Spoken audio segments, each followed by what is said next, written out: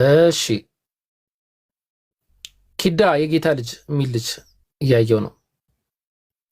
እሺ ጀዛኩሙላህ ኸይር። እሺ ኧረ አቡበከር በደንብ አያነብም መሰለኝ።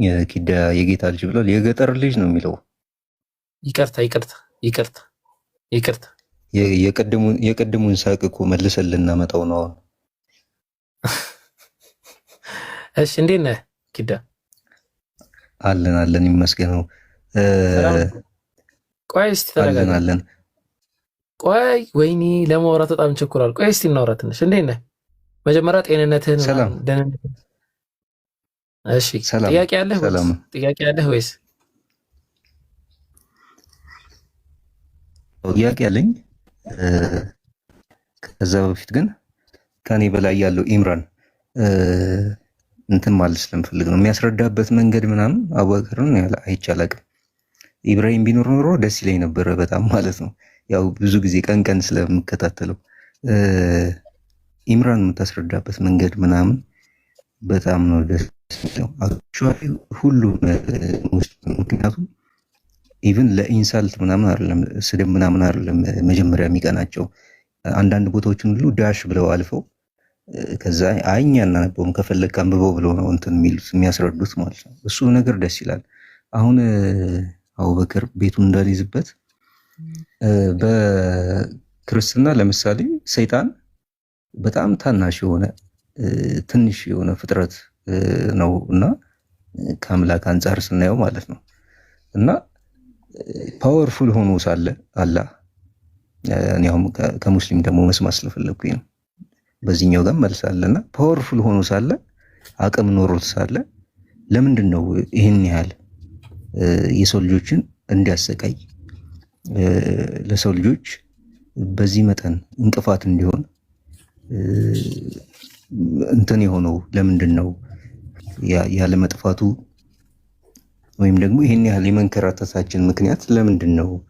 ፓወርፉል እስከሆነ ድረስ አላህ ለምንድን ነው ማያጠፋው የሚለውን ነገር ከሙስሊም መስማት ስለፈለኩኝ ነው። አንደኛው ጥያቄ ማለት ነው። ኦኬ በጣም ጥሩ። ክርስቲያን ነህ ሀቢቢ ወይስ ኤቲስት ፖዚሽንህ? ኦኬ እሺ ነው። አዎ ይሄ ፕሮብሌም ኦፍ ኢቪል ይባላል። የጥያቄው ሴክት ፕሮብሌም ኦፍ ኢቪል ሴክት ላይ እንከተዋለን። ያ ማለት ምንድን ነው? ዲያብሎስ ምድር ላይ በጣም ብዙ ነገራቶችን ይፈጽማል፣ ብዙ ነገራትን ያደርጋል እና እነዛ ነገራቶችን እንዲያደርግ አምላክ ሙሉ ፍቃድ ሰጥቶታል። ወይም ነው ፍቃድ ካልሰጠው ለምንድን ነው ስቶፕ ለምንድን ነው ማይለው ነው ጥያቄው። ጠቅላላ ስናደርገው ማለት ነው አይደለም?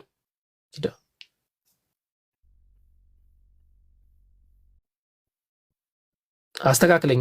ጥያቄው እንደዚህ ከሆነ በዚህ ሙቭ ላርግ፣ ካልሆነ ደግሞ እንትን ላርግ። የሚጨመር ነገር ካለ እንትን በል። በመሀል ጠፋብኝ አቡኪ። ምንድነው ያልኩ? ጥያቄ ጠቅላላ ስናደርገው ዲያብሎስ እንደዚህ አይነት ዓለም ላይ ያንን ሁሉ ውጥንቅጥ እንዲያደርግ አምላክ ለምን ፈቀደለት? ለምን ስቶፕ አላለውም? ገብቶ በመሃል ለምን አላቆመም የሚል ነው አይደል?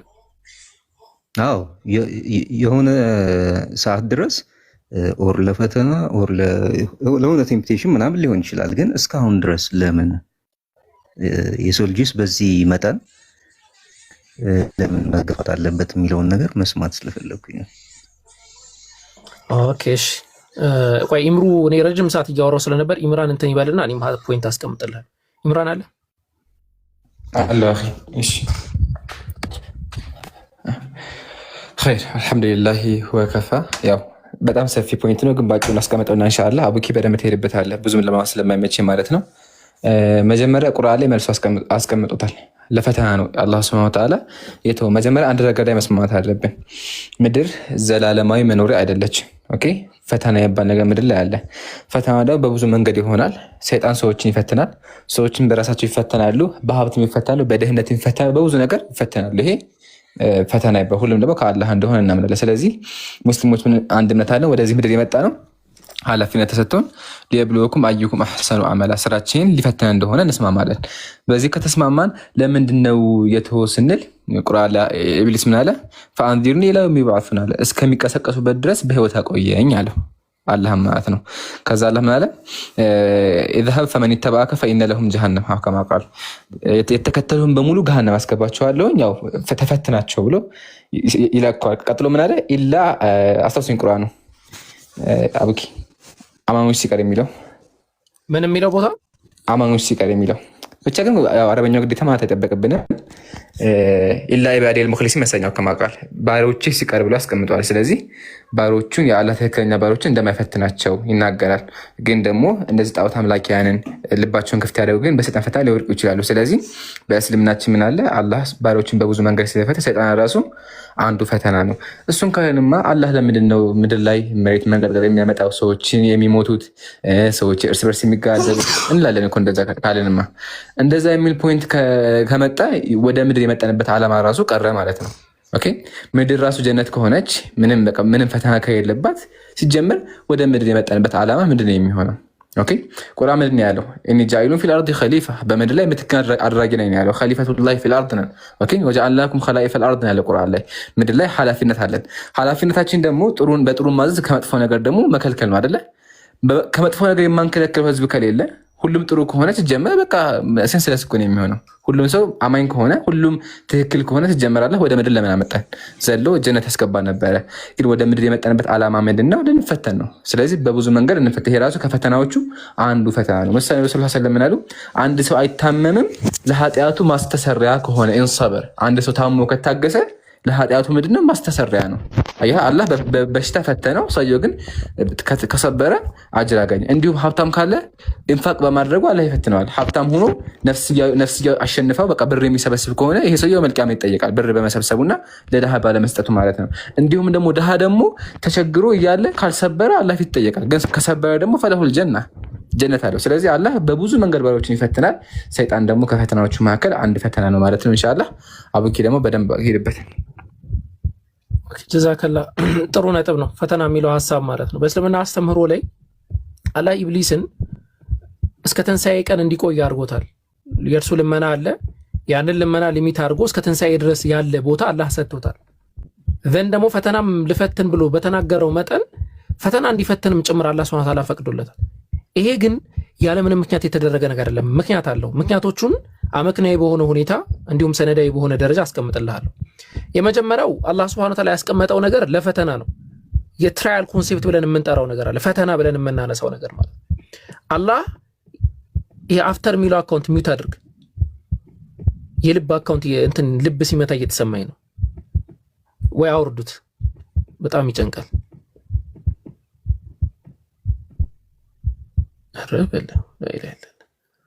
እና የትራያል ኮንሴፕት ብለን የምናነሳው ነገር አለ። አላህ ሱብሓነሁ ወተዓላ የፈጠራቸው ሰውን ሲፈጥር አላህ ሱብሓነሁ ወተዓላ እንፈተናለን። በመሰረቱ ዲያብሎስ ደግሞ እኛን ይፈትነናል። ፈተና ደግሞ ባይኖር ጥሩን ከመጥፎ መለየት አይኖርም። እንክርዳዱን ከመጥፎ ነገር እንዴት አድርገን ነው መለየት የምንችለው? የለም። አላህ ለዛ ነው ሱረቱል ሙልክ አንቀጽ 2 ላይ ያ ሞትና ህይወትን የፈጠረ ከእናንተ ይበልጥ ስራው ያማረ ማን መሆኑን ሊሞክራችሁ ነው አለ አላህ ሱብሓነሁ ወተዓላ። ሊየብሉወኩም አዩኩም አሕሰኑ ዐመላ፣ ከእናንተ መካከል ማን ነው በጎ ስራ የሚሰራው የሚለውን ሊሞክራችሁ ነው አላህ ያንን ያደረገዋል። ተስማማን? እሺ አላህ ሱብሓነሁ ወተዓላ ለዛ ነው የፈጠረው። አንደኛ ኮንሴፕት። ሁለተኛ እውነተኛ አማኝን አላህ ሱብሓነሁ ወተዓላ ከግብዞች የሚለይበት ነው። አስተውለህ ከሆነ በህይወት ላይ ምን የሚባል ነገር አለ? ኮንፍሊክት የሚባል ነገር አለ፣ ወይም ግጭት ብለን የምናነሳው ነገር አለ። በህይወት ላይ ግጭት ካሌለ አምላክህን ትታዘዛለህ። ለምሳሌ ኪዳ እግዚአብሔር አንድ ትእዛዝ አዘዘን በል። ምን የሚል ትእዛዝ? እግዚአብሔር በጠዋት ተነስታችሁ እኔን ስገዱኝ አለ። ኦኬ ተስማማን። እግዚአብሔር በጠዋት ተነስታችሁ እኔን ስገዱኝ የሚለውን ትእዛዝ አንተ ልታመጽ የምትችለው በጠዋት መነሳት ሲከብድህና ሲከብድህ ብቻ ነው። ካልከበደህ የሚመች ነገር ከሆነማ ለምን ታመጸዋለህ? ሲውተብል የሆነ ነገር ከሆነ ማለት ነው። ገብቶሃል? ስለዚህ ኮንፍሊክት ካልተፈጠረ ማን ነው ታዛዥ ማን ነው ታዛዥ ያልሆነው የሚለውን አይታወቅም። ሞዴሬተሮች እዚህ ቤት ሰው ብሎክ አታድርጉ ከይቅርታ ጋር። ማንም ክርስቲያን የፈለገ ማንም ቢሳደብ ብሎክ አታድርጉ። ወደው አይደለም የሚሳደቡት ወይ ወደው አይደለም የሚነቅፉት። ማንም ሰው ብሎክ እንዳያደርግ እዚህ ቤት የማንም ተሳዳቢ ይሁን ሚውት አድርጋችሁ ያዳምጥ ኢንሻአላህ። እና እንደዛ ነው። ስለዚህ ኮንፍሊክት ካሌለ ትክክለኛ አማኝና ኢ አማኙ ልትለይ አትችልም። ገብቷል? ዘሴም ወይ ነን እኛ ተመሳሳይ ነው የምንሆነው ምንም ፈተና ካሌለ ማለት ነው። ፈተና ካለ ግን ችግር ይፈጠራል። ያኔ እውነተኛው ከሐሰተኛ ይለያል። ሁሉም ለምሳሌ ይማራል እስከ 12ኛ ክፍል ትሄድና ፋይናል ፈተና አለ የሚኒስትሪ የማትሪክ ፈተና ማለት ነው። ያ የማትሪክ ፈተና ትክክለኛውን ከትክክለኛው ከሆነ ይለየዋል። ፈተናው ባይኖር እኮ አለቀ፣ ሁሉም ኖርማል ነው። ሁሉም ደብተር ይዞ ይሄዳል፣ ሁሉም ቦርሳ ይዞ ይሄዳል። ስለዚህ ፈተና መኖር አስፈላጊና ግዴታ ነው ማለት ነው። ስለዚህ ከዛ አንጻር ነው አላህ ይሄን የተጠቀመው። ሌላው የምናነሳው የአላህ ጥበብ ምንድን ነው?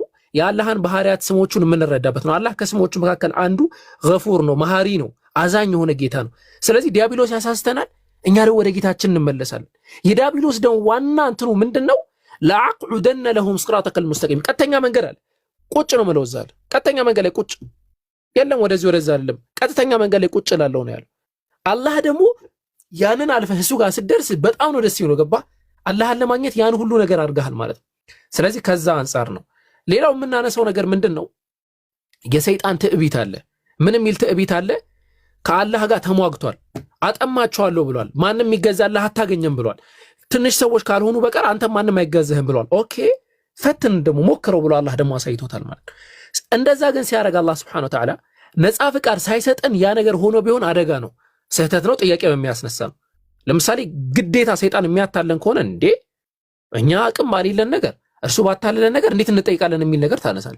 ግን ያንን አይደለም አላህ ያደረገው። ምንድነው ያደረገው? እውነተኛ መንገድም አለ፣ ሐሰተኛ መንገድም አለ። ይሄ የሸይጣን መንገድ ነው፣ ይሄ የአላህ መንገድ ነው። እናንተ ሰዎች ወይ ከሰይጣን መንገድና ከአላህ መንገድ አንዱን ምረጡን የተባለ ምርጫ አለ፣ ነፃ ፍቃድ ፍሪ ዊል አለ። ያንን ፍሪ ዊል ደግሞ የምናረጋግጠው መጥፎና ጥሩ፣ ሐሰትና ትክክል ወይም ደግሞ ዲያብሎሳዊ የሆነና መላእክታዊ የሆነ ሐሳብ ሲኖርና ሲኖር ብቻ ነው። ለዛም ነው ከ1400 በላይ ነቢያቶችን እንዲሁም ሌሎች አካላቶችን በየጊዜው አላህ እየላከ የሚያስጠነቅቀን ማለት ነው። አይ ቲንክ ፖይንቱን ጠቅላላ ስናደርገው በዚህ ደረጃ መረዳት እንችላለን። እሺ በጣም አመሰግናለሁ። እኔ እንዴት መሰለ ያው ላይፌ ትንሽ የዱርዬ ነው፣ ስነ ምግባር ምናምን የለኝም አክቹዋሊ እና በዛ መጠን እየተረዳችሁት እናወራና አሁን ከክርስቲያን ወንድሞቼ ጓደኞቼ ጋር ምናምን ዝም ብለን ስናወራ በመሃል እንደዚህ ግን ሲባል ምናምን ትናንትና ላይቭ ላይ ምናምን ታስታውሳለህ እንደዚህ ሲባል ያኛውን አየው ለምሳሌ ሱራ እንደዚህ እንደዚህ እንደዚህ ምናምን ብሎ ይጠቅስልሃል። ያው ከዚህ በፊት አያውቀውም ነበር ስለሰማሁ ነውና ሲባል አልሰማህም እንደዚህ እንደዚህ እዛ ጋር ያለውን ነገር አይተኸዋል ምናምን ይላል። ያው እኔ ቀጥታ የምጠይቀው ኦኬ እሱን አውቀሃል፣ ስድስቱ ቃላት ወንጌልስ ምንድን ነው የሚለው? 10ቱ ትእዛዛትስ ምን ይላል? አንተ ኦርቶዶክስ ተዋህዶ ክርስቲያን ነኝ እና ኦርቶዶክስ ተዋህዶ ማለት ምን ማለት ነው ምናምን የሚል ጥያቄ ነው የምጠይቃቸው። ምክንያቱም ይሄኛውን መመለስ እንኳን ባልችል ስለራሱ አውቋል ወይ መጀመሪያ ስለራሱ ተረድቷል ወይ የሚል ነው። እኔ እንደውም አንዳንድ ሙስሊሞች በጣም ደስ የሚሉኝ አሉ። የሆነ ነገር ሊያወሩ ሲፈልጉ መጀመሪያ መጽሐፍ ቅዱስ አንብበሃል ወይ የሚሉት ነገር አለና እሱ ነገር በጣም ያስደስተኛል። መጀመሪያ አንብበሃል ወይ? ያንን ካላነበብክ አንብበህና ያንን እስኪ መጀመሪያ አውቀው የሚሉት ፓርት አለና እሱ በጣም ደስ ይለኛል፣ በጣም ያስደስተኛልና አንዳንዱ ስለራሱ ሳያውቅ ምናምን ነው። ግን ከሁሉም በላይ እያነሱ ጥያቄ እና እንዴት ብዬ ነው መልስላቸው ምናምን ብለው ደግሞ ላይክ በመጽሐፍ ቅዱስ ላይ ሉቃስ 20 ከ34 እስከ 36 የተጻፈ አለና እሱንና የሙስሊሞችን ደግሞ ሱራ ምዕራፍ 44 54 እያለ ይጠቅስልሃል ወይ 52 20 እያለ ይጠቅስልሃል 55 56 እያለ ይጠቅስልሃል። እና ይሄ ከገነት ጋር በኋላ ጀነት ሲገባ ካለው ህይወት ጋር በፍጹም ከኛ ጋር የማይገናኝ ነው። እና ይሄንን አሁን ምን ልትል ነው ምናምን የሚል ጥያቄ ይቀርብልሃል አንዳንዴና እቺን ምላሽ ብትሰጠኝ ደስ ይለኛል። ያው እንትኑ ስለጠቀስኩልህ ይገባሃል ብዬ አስባለሁ። ኦኬ ምንድነው ያነሳት ሐሳብ ወሳኝ ናት። አብዛኞቹ አሁን እዚህ ጋር እኔ አንድ ኦርቶዶክስን እንትን ብዬ ስለ ስድስቱ ቃላት ወንጌል በጠይቀው ማንም የሚያውቅ የለም። እንደዚህ ተርቢያ ብልቻችሁ እንደዚህ ምናምን የሚሉ ስድስቱ ቃላት ወንጌል የምናነሳቸው ነገራቶች አሉ። በእርግጠኝነት ማንም የሚያውቅ የለም። ሐቂቃው ማለት መወሻሸት ወይኔ እንትኔን ለማለት አይደለም። ለምሳሌ እስቲ አንድ ችግር የለውም እንደዚህ ፈተና ላይ አልገባም፣ እነሱን መጠየቅ አያስፈልግም። ግን ትክክለኛ ነጥብ ነው ያነሳኸው። ሌላው እንትን የጥያቄዋ ዋና ኮር ፖይንት ምን ትመስለኛለች? አሁን ሁላችንም ዋና ዓላማ አለ። አሁን እዚህ ምድር ላይ ለፍተን ምን ብለን ምናምን ከኖርም በኋላ ወደፊት የሚመጣ ህይወት አለ እና እዛ ህይወት ላይ እንደሰታለን ወይስ አንደሰትም የሚለው ነገር በጣም መሰረታዊ የሆነ ነጥብ ነው። ስለዚህ የኛ የሙስሊሞች ገነት ሐሳብና የክርስቲያኖች ገነት ሐሳብ አንድ አይደለም። ለምሳሌ ሙስሊሞች ገነት ላይ ሴት አለ፣ በጣም ይገርማል፣ ይበላሉ፣ በጣም ይገርማል የሚሉ ኢሹዎች ይነሳሉ። እኛ ጋር ደግሞ እንደዛ ይባል ነገር የለም። ኢየሱስ እንደተናገረው መንፈስ ትሆናላችሁ ነው ያለው። እንደ መንፈስ ትሆናላችሁ ነው ያለን ኢየሱስ ክርስቶስ። ስለዚህ እንደዛ ነው የምንሆነው። ጋብቻ ምናምን እንዴት ይሆናል የሚል ኢሹዎችን ያነሳሉ። አይ ቲንክ እዛ ጋር ነው ጥያቄ። አዎ በትክክል አዎ። ይህንን ጥያቄ የምንመልሰው በመጀመሪያ ደረጃ ይህንን ጥያቄ የምንመልሰው ሎጂካሊ ነው የምንመልሰው ማለት ነው። ሎጂካሊ የሆነ ጥያቄ ነው የምጠይቀው ይህንን ጥያቄ ለሚያነሱ ወገኖች። ገነት ላይ ጋብቻ የሚባል ነገር መኖሩ ወይም ደግሞ ኮንሱሜት ማድረግ የሚባለው ነገር መኖሩ ኃጢአት ነው ወይ? በመሰረቱ ኃጢአት የሆነ ነገር ነው ወይ ከሚስት ጋር መገናኘት? አምላክስ በገነት ላይ አይደለም ወይ ብዙ ተባዙ ብሎ ለእነ አዳም ጥያቄ ያነሳላቸው? አምላክ ራሱ አይደለም ወይ እጅ መንሻ ለመህርም ይሆን እንትን ዋጋ አዳም ለሔዋን እንዲሰጣት ምድር ላይ ከወረዱ በኋላ አምላክ አይደለም ወይ ያደረገው? ይሄ ሁሉ ታሪክ ባለበት ይሄ ጋብቻን ጸያፍነት ወይም ደግሞ በጣም ዊርድ እንደሆነ ነገር ማንሳቱ በራሱ ይሄ ስትራውመን ፋላሲ ነው፣ ቁልመማዊ ህጸጽ ነው፣ ወይም ነገር ጥምዘዛ ነው። ሐሳቡን በጣም የማጥመም የማጠልሸት ነገር ማለት ነው። ጋብቻ የተቀደሰ ነው። የሚያገቡ አካላቶች ሁሉ የተቀደሱ ናቸው። ቅዱስ አውገስቲን ራሱን የቻለውን ማሪጅ የሚል መጽሐፍ አለው። ስለ ማሪጅ ስለ ጋብቻ ብቻ ማለት ነው። የጋብቻን ቅድስነት ለማንሳት ማለት ነው። የጋብቻን ቅድስነት ለመጥቀስ ማለት ነው። ስለዚህ እዚህ ምድር ላይ ቅዱስ ያልሆነ እዚህ ምድር ላይ ቅዱስ ሆኖ ሰማይ ላይ ከሄደ በኋላ ያለምንም ኢሹ ቅዱስ የማይሆንበት ምክንያት የለም። የመጀመሪያው ነጥብ። ሁለተኛ ሁላችንም ከሞት በኋላ በመነሳት እናምናለን። ከህይወት በኋላ መነሳት የሚባለው ኢሹ ምናችን ነው የሚነሳው ነው የምንለው። መክብብ ምዕራፍ 3 ላይ እንደተጠቀሰው ምን ይላል? የሰው ልጅ ዕጣ ፈንታ ልክ እንደ እንስሳ ነው፣ ከእንስሳ የተለየ አይደለም ይላል። አፈር ነውና ወደ አፈር ይመለሳል ይላል። ነፍስስ ወደ ሰማይ ትሄዳለች ይላል። ስለዚህ ነፍስ አትሞትም ነው በእናንተ ማስተምረው መሰረት፣ ወደ ሰማይ ነው የምታደርገው። አፈር የሚሆነው ምንድነው? ስጋችን ነው። ይሄ ስጋ ማለት ነው። ስጋ አፈር የሚሆን ከሆነ የሚነሳው ምን ሆኖ ነው? ጥያቄያችን ስጋው ነው የሚነሳው፣ ሪዝራክት የሚያደርገው። ኢየሱስ ክርስቶስ ተነሳ ብለን ስናነሳ ምኑን የተነሳው? ስጋውን የተነሳው አይደለም እንዴ? በሶስተኛው ቀን ተነሳ፣ ስጋው ነው የተነሳው። ለዛም አይደለ እንዴ እነ ቶማስ በጣም ገርሟቸው ምናምን ይሄን ነገር አላምንም ምናምን ሲል ና የተወጋውበትን ንካ አለው። የተወጋበትን ነካ፣ በጣም ተገረመ። ጌታዬ አምላኬ አለ። አምናሃል አለው ኢየሱስ ክርስቶስ። በምን ምክንያት? ስጋ ነው ሊትራሊ ለብሶ የመጣው። አሳም በልቶ አሳያቸው፣ መንፈስ ነው እንዳይሉ ማለት ነው። ምክንያቱም መንፈስ መሰላቸው፣ በተዘጋ በር ሲገባ መንፈስ መሰላቸው። ስለዚህ ኢየሱስ ክርስቶስ በዳግማዊ ስጋው ሲነሳ ወይም ሪዝራክት ሲያደርግ ምንድነው ያደረገው? ስጋ በልቷል፣ የሚጠጣም ነገር ጠጥቷል፣ ተዳሷልም ጭምር ማለት ነው። ስለዚህ ድጋሚ ስንነሳ መብላት ኃጢአት ከሆነ ኢየሱስ ኃጢአት ነው ወይ የሰራው? መጠጣት ኃጢአት ከሆነ ኢየሱስ ኃጢአት ነው ወይ የሰራው? መራቢያ አካል ደግሞ ይዘን እንነሳለን። ፍትወታችንንም ይዘን ነው የምንነሳው። መራቢያ አካል ይዘን የምንነሳ ከሆነ ያ መራቢያ አካል ተራ ነው ወይ? ዝም ብሎ ለዕቃ ነው ወይ የተቀመጠው? ወይስ ይከስማል ማለት ነው ወይ? ምንድነው ሐሳቡ?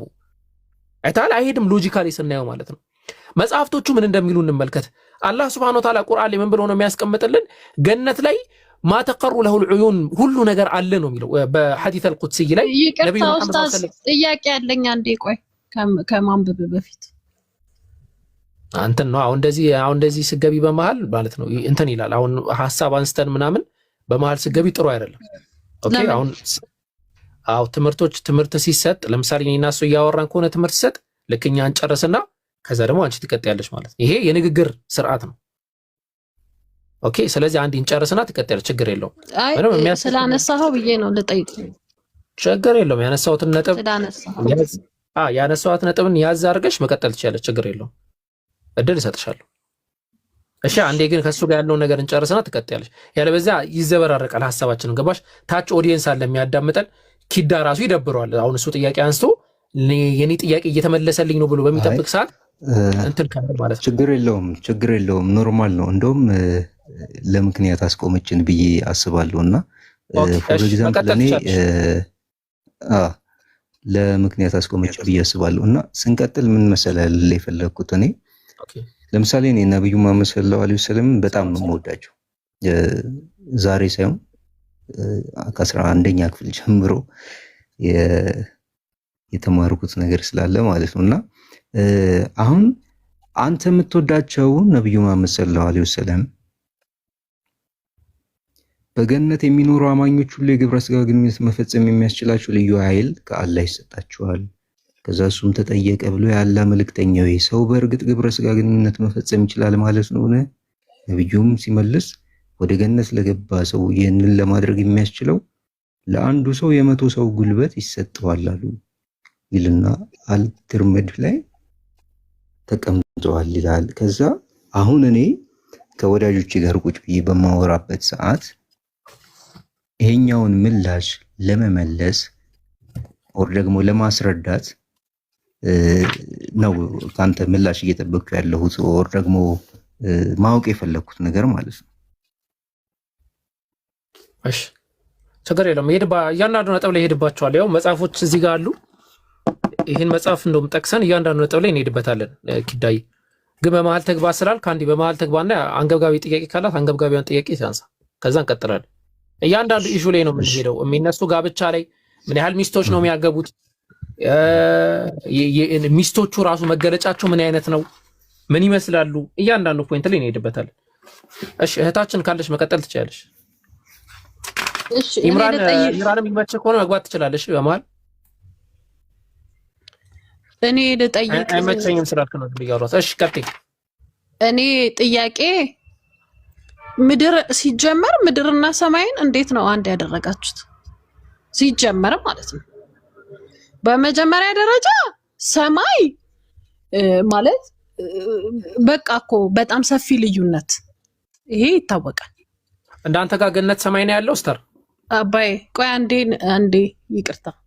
አይ ገነት ሰማይ ላይ ነው ያለው በክርስትና አስተምሮ ኦርቶዶክስ። ገነታችንማ ኢየሱስ ነው ሲጀመር ጀምሮ እኮ ገነት የላችሁማ እናንተ። ቆይ አንድ ነገር ልንገርክ። አሁን ሄደ ገነትን በሊዝ የምትገዛው ቦታ አይደለም። በመሰረቱ ገነት የላችሁም አላችሁ ለማለት ራሱ ይቅርታ አንዴ ልጨርስ ነው ገብቶኝ አይደለም። ያነሳሽው ነገር ስተት ስለሆነ ነው። አሁን አንቺ ምን አልሽን? እንዴት ሰማይ ምናምን አልሽ? ሲጀመር እናንተ ገነት የላችሁም ማለት አንተ ገነትን በሊዝ ገዝታ አላስቀመጥከውም። በሊዝ ገዝቶ ምናምን የተባለው እሱ የራሳቸው ወንድሞቻቸው ምድር ስላልሆነ ነው። ምድር ስላልሆነ ነው ሰማይ ያልኩክ። ሰማይ ላይ ገነት አለ እንደ ክርስትና አስተምሮ። ኦፍ ኮርስ ማስረጃ ስጭኝ አንድ ጥቅስ።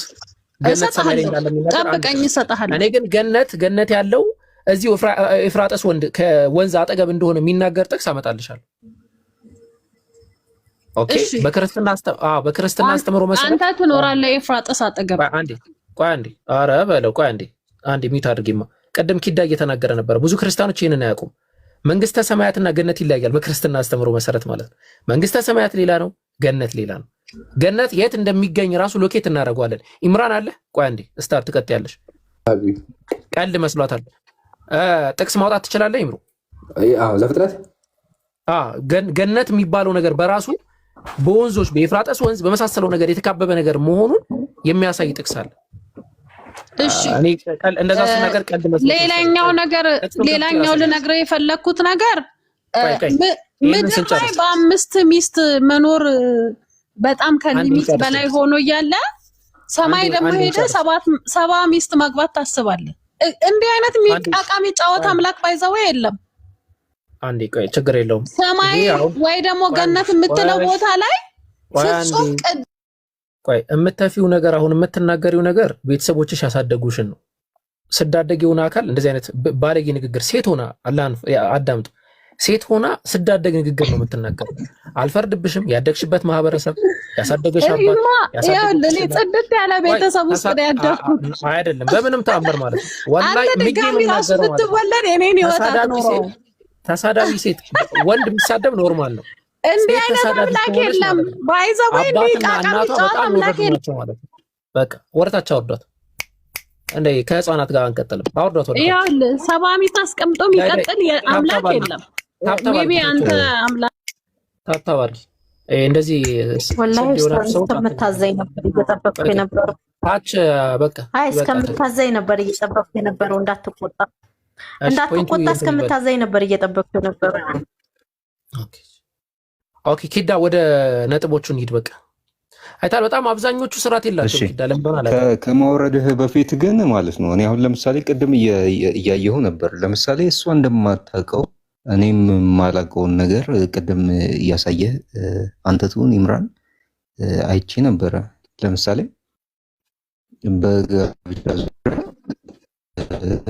ቅድም እየታልኩ ነበርና እየዘረዘርካቸው የነበራቸው ነገሮች ነበሩ። ተቆራረጥክ ኪዳ ይላል። አንድ ሰው ቅድም እያሳየ ከነበረ ውስጥ አንድ ሰው 5 6 ኦር 7 አግብቶ እንደነበረ መጽሐፍ ቅዱስ ላይ አውጥተህ ያ እያሳየ ነበርና አይዊሽ ላይክ እኔ እንደማላውቀው ሁሉ እሷም አታውቅም። ልታሳያት ብትሞክር ኖሮ አሪፍ ነበር ብዬ አስባለሁ። ምክንያቱም ሪፈር እንድታረግ ማንበብ እንድትችል ወር ደግሞ ነገ መጠየቅ እንድትችል ማለት ነው። አሁን ከአንተ ጋር ተወያይቼ ኦኬ እዚህ ጋር ጨርሼ አይደለም ልወጣ የምችለው ራሴም እንዳነብ እንድጠይቅም ነውና ቅድም እያሳየህ ነበርና ብታሳያት ኖሮ ደስ ይለኝ ነበር። እንደኔ ማለት ምን መሰለህ ኪዳይ አሁን ሁለት አይነት አፕሮች አለ። አሁን እንደዛ አሳይተህ ለመማማር ምናምን አሁን እኛ ምን አለ መሰለህ አሁን በዚህ ሰዓት አሁን ባለቀ በዚህ ሰዓት ላይ አሁን እንደዚህ ወርደን አንሰዳደብም። እኔ አሁን ለምሳሌ ብትጠይቅኝ እኔ አልበሻሸቅም። ለምን ወረታች አውርደን ታብታብ ታደርጋለች። ገብቷል። አሁን ይሄ ለመበሻሸቅ ቃላቶችን የሆነ በተለይ ደግሞ ሴት ደግሞ ስትሆን እንደዚህ ሴት እንዲህ ካወራች አስቡት። አሁን እቺ ልጅ ሊኖራት ነው ወደፊት ወይም ደግሞ ባል አላት። በጣም አሳፋሪ ነው። ገብቷቸዋል። ስለዚህ አሁን በተለይ ሴት ሆና እንደዚህ ውርድ ብላ ስትዝረከረክ መውረድ ነው ያለባት። ትክክል ነው። አሁን ቢቻልና መማማር ብንችል ምናምን ለመማማር ክፍት ሰው ቢሆን በጣም ጥሩ ነበር። ከዛ ውጭ ግን ትንሽ ያስቸግራል። ከዛ አንጻር ነው እንደዛ ያደረኩት ማለት ነው። አሁን አንተ ቅድም ያሳየኸው ነገር መጽሐፍ ቅዱስ ላይ አለ እያልከኝ ነው ያለው ማለት ነው። አሁን ቅድም ኢምራን ክፈትለት። እኔና ኢምራን ተራ በተራ ነበር ያሳየ ነው። ኢምራን ክፈትለት። ስለ ዳዊት ስለ ጋብቻ ከአንድ በላይ ማግባቱን ማስረጃ ፈልጎ ነው። ኸይር እሺ አልሐምዱሊላህ ወከፋ አፈን እሺ ምግብ ረገና ራት እየበላሁ ነው። እሺ ከጋብቻ ስንጀምር መጀመሪያ በክርስትና ከአንድ በላይ ማግባት ዝሙት ነው ኃጢአት ነው ያለው ማን ነው? የመጀመሪያ ጥያቄያችን ከአንድ በላይ ማግባት ዝሙት ነው የምትሉ ከሆነ ማስረጃ አቅርቡልኝ። ከመጽሐፍ ቅዱሳቸው አታገኙም። የለም አታግቡ የሚል ጭራሹ ነው የለም።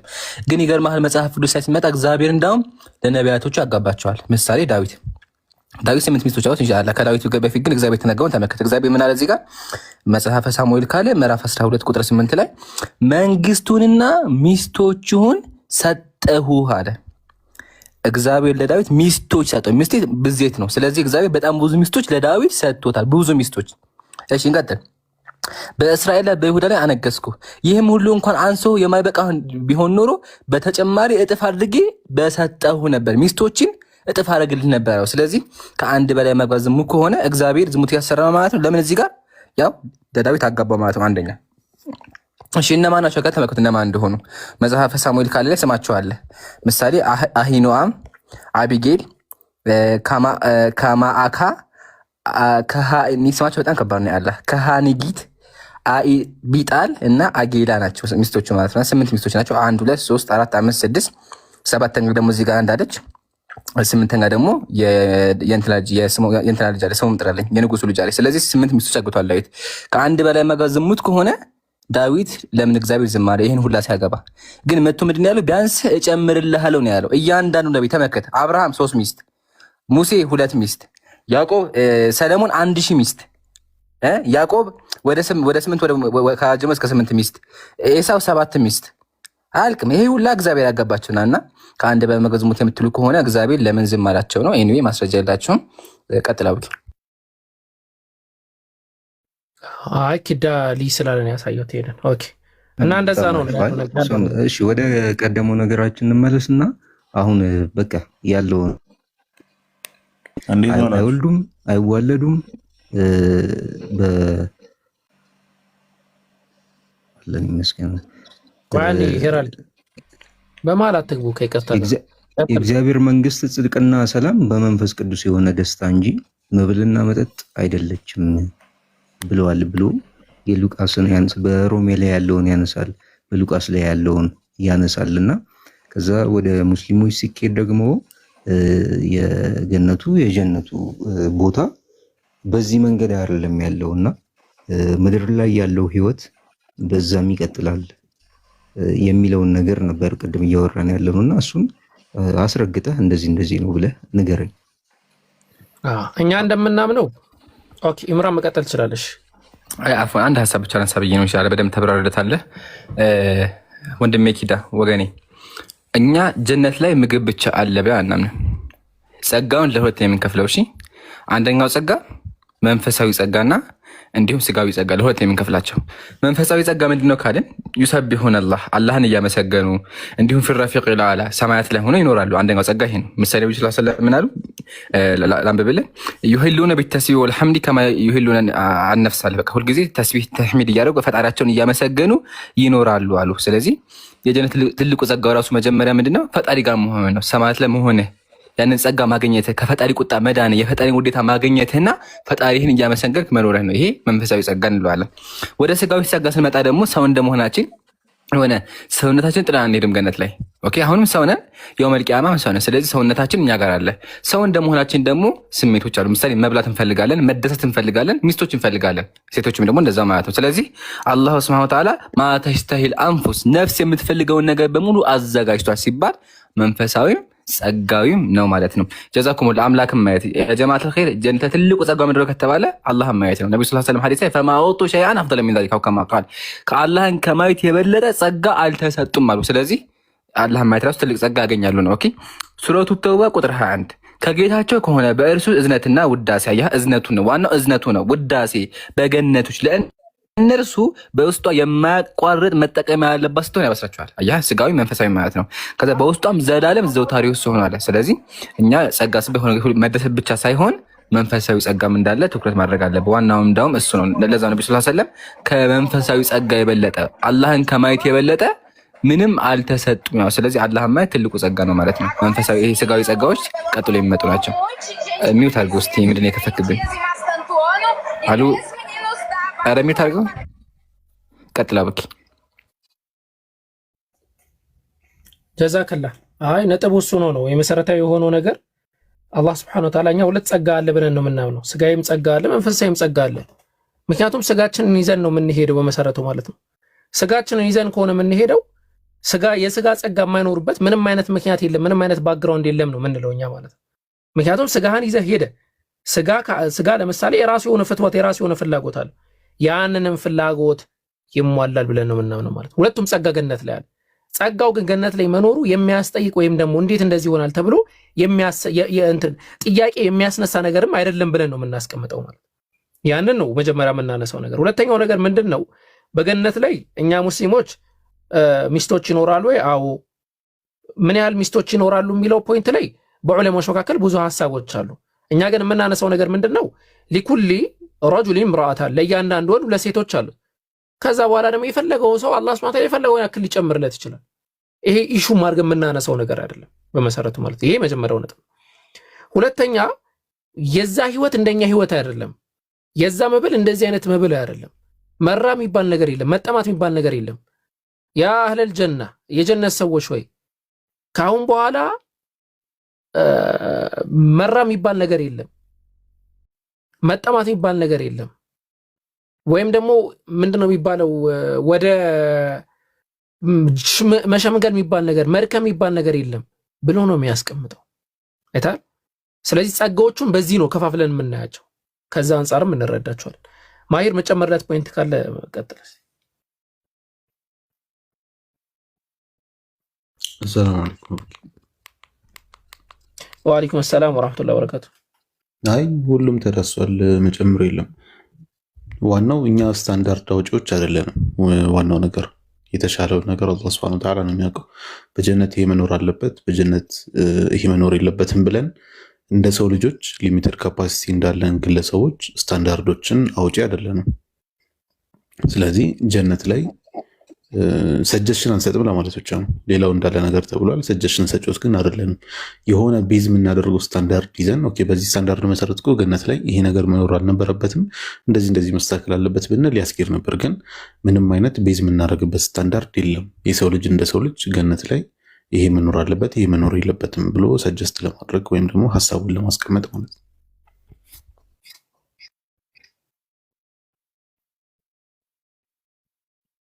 አጀዛከላ ኪዳ የምትለው ነገር ካለ መቀጠል ይችላል። አጀዛከላ ኪዳ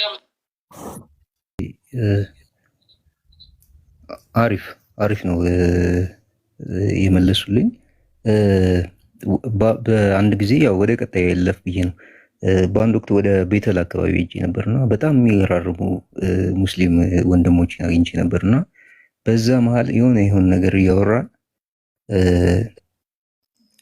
አላህ ግን ተጸጽቶ ያውቃል ወይ? ለምሳሌ በቁርአን ላይ ተጸጽቶ ያውቃል ወይ?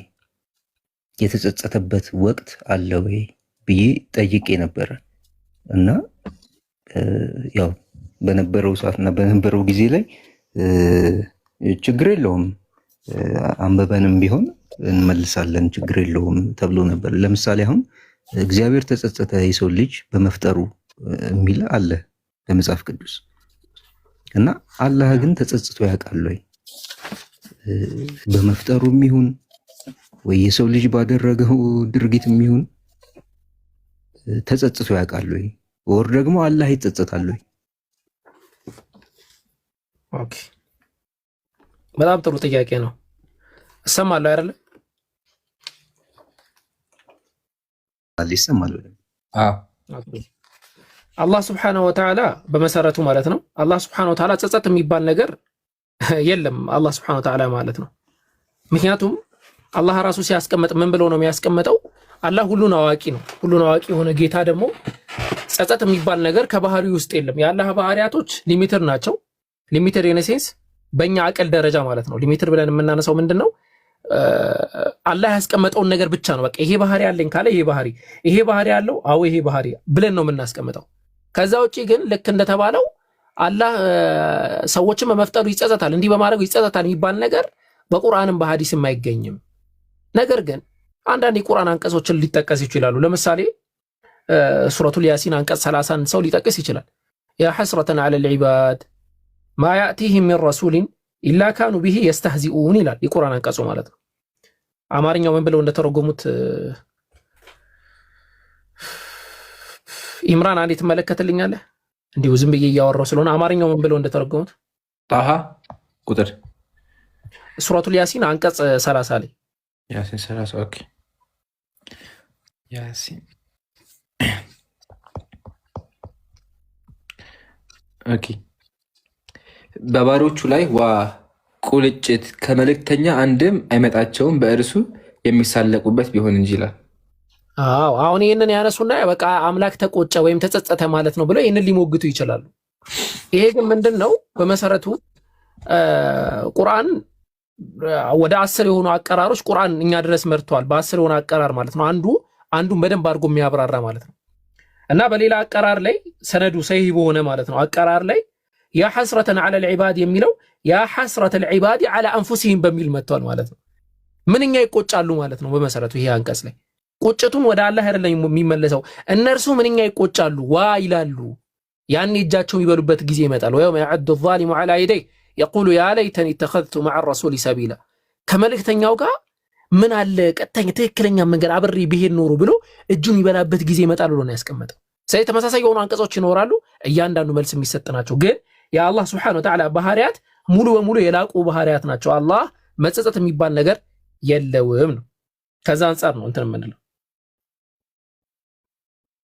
ምንረዳው። ያ ማለት በአጭሩ አይጸጸትም፣ የተጸጸተበትም ቦታ የለም። አዎ በጣም ጥሩ።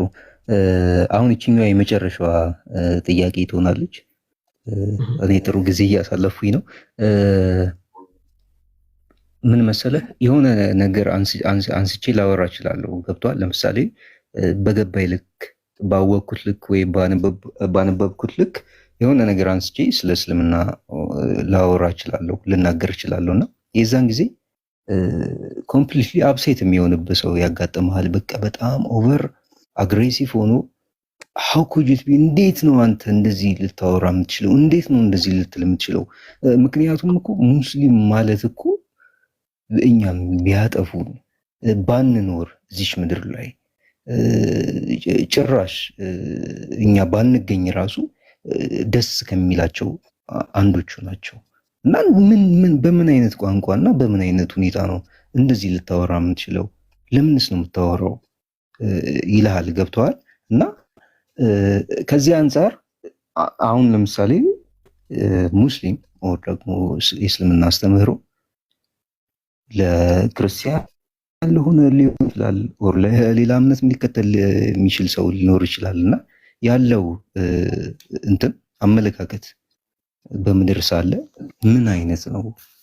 ወይስ ደግሞ እነዚህ ሰዎች እንደሚያስቡትና አእምሯቸው ትንሽ እንትን እንዳለው ነው ወይ? አንድ ነጥብ ላንሳና ኢንሻአላህ ማይሮም ይምሩም ትቀጥላላችሁ። በምንኖርበት ዓለም ላይ ሚስኮንሴፕሽኖች አሉ። ያጠፋ እንዳላጠፋ፣ የተሳደበ እንዳልተሳደበ፣ የተሰደበ እንዳልተሰደበ ተደርጎ ለሰዎች ሊግልጽ ተደርጎ ሊታይ ይችላል። እና በዘመናት በተሰሩ ፕሮፓጋንዳዎች ወይም ደግሞ በዘመናት በተሰሩ ስም ማጠልሸቶች ሙስሊሞች ሌላውን አካል በተለይ ደግሞ ክርስቲያኑን አካል የሚጠሉ የሆነ እንትን ተደርገው ይታያሉ። ያ መሰረተ ቢስ የሆነ ሙግት ነው። እኛ የምንለው አንድና አንድ ነገር ነው። እኛ የምንለው በሃይማኖታችን ጉዳይ ላይ ማንንም ጋር ከማንንም ጋር እንደራደርም፣ ከማንንም ጋር እንሞዳሙድም። ሃይማኖታዊ ባልሆነ ጉዳይ ላይ ግን አብረን ልንዝናና እንችላለን፣ አብረን ልናወራ እንችላለን፣ ልንጫወት እንችላለን፣ ሀገር ልንገነባ እንችላለን ብለን ነው የምናስቀምጠው። ሙስሊሞች ለሌላ አካል ወይም ደግሞ ክርስቲያን ለሆነ አካል መጥፎ ነገር ይፈልጋሉ ወይ ከተባለ እስቲ በጣም ጥሩ።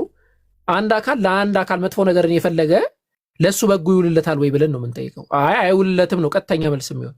እኔ ለኪዳ በጎ ነገር ለኪዳ ጥሩ ነገር ማልፈልግለት ከሆነ በጎ ነገር አሉለትም ማለት ነው። ከበጎዎች ሁሉ ደግሞ ትልቁ በጎ አምላክን ማወቅ ነው።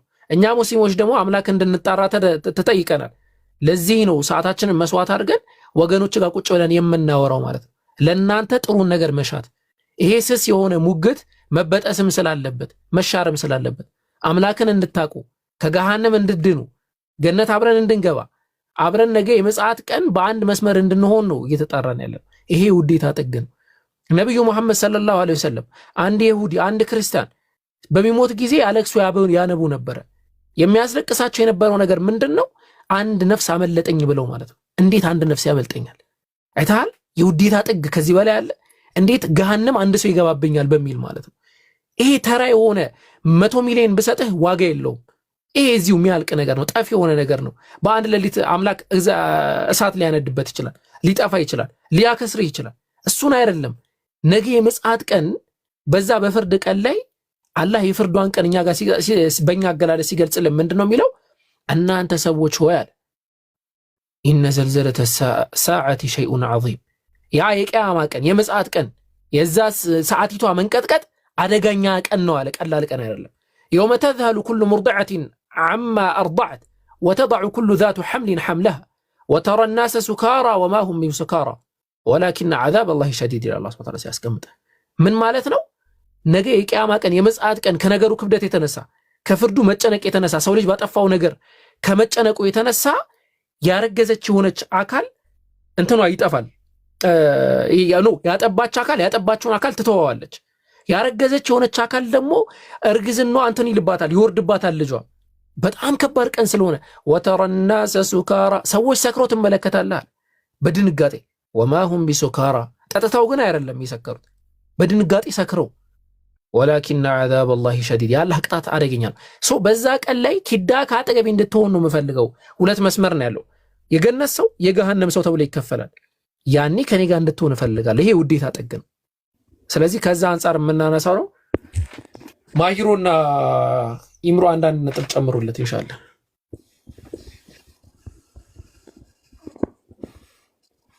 ማሂር አለ አለ የሆነ ፖይንት ጨምርለታል። ሻጂ ቆይ ላግዛቸው። አብራርተኸዋል ብዬ ነው። አንድ ሰው እንዴት ነው ጊዜያዊ ነገር አለ። እዚህ ምድር ላይ ያሉ ማንኛውም ነገራቶች ጊዜያዊ ነገራቶች ናቸው። እዚህ ምድር ላይ ያሉ ምንም ብሰጥህ ጊዜያዊ ነገር ነው፣ ከሆነ ታይም በኋላ ጠፊ ነገር ነው። የሰው ልጅ በጣም የሚወደውን ሰው ወይም ደግሞ የሰው ልጅ በጣም ክብር የሚሰጠውን ሰው ለሱ የሚመኝለት የሚወደውን ነገር ነው።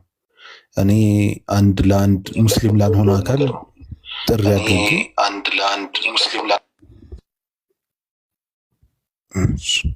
ሙስሊም ላልሆነ አካል ጥሪ አድርጌ ያ ሰውዬ አብሮኝ ጀነት ቢገባ ጀነት ላይ የኔን ቦታ የማያጣበኝም የኔን ደረጃም አይቀማኝም። በል እንደውም ደረጃን ከፍ ያደርግልኛል፣ የተሻለ ነገር እንዳገኝም ሰበብ ይሆነኛል፣ እሱም ያገኛል። ስለዚህ ማንኛውም ሙስሊም ያልሆነን አካል ወደ እስልምና እንዲመጣ ውስጣዊ ፍላጎቱን በጣም የሚፈልገውም ነገር ነው። አላህ ሱብሓነሁ ወተዓላ ከዲን ውጭ ባሉ ነገራቶች ላይ ወተዓወኑ ዐለል ቢሪ የቁርአን ያምጣልኝ አውቂ በሃይማኖታችሁ ማይጣላችሁን አካላት አንተ በሩሁም ወትቅሲጡ ኢለይሂም ይላል ሱረቱል ሙምተሒና ላይ አንተ በሩሁም ወትቅሲጡ ኢለይሂም ላ የንሐኩም ላሁ አን ለዚነ ለም ዩቃትሉኩም ፊዲን በዲን በእምነት ላይ እናንተን የማይዋጓችሁና ከሀገራችሁ የማያስወጧችሁን እነሱን በፍትህ ያዟቸው ብለውን አላህ ሱብሓነሁ ወተዓላ የሚናገረን። እንዲሁም ደግሞ በቢር እንዴት ነው መልካም መንከባከብን ተንከባከባቸው ብሎ አላህ ሱብሓነሁ ወተዓላ ያስቀምጥልናል።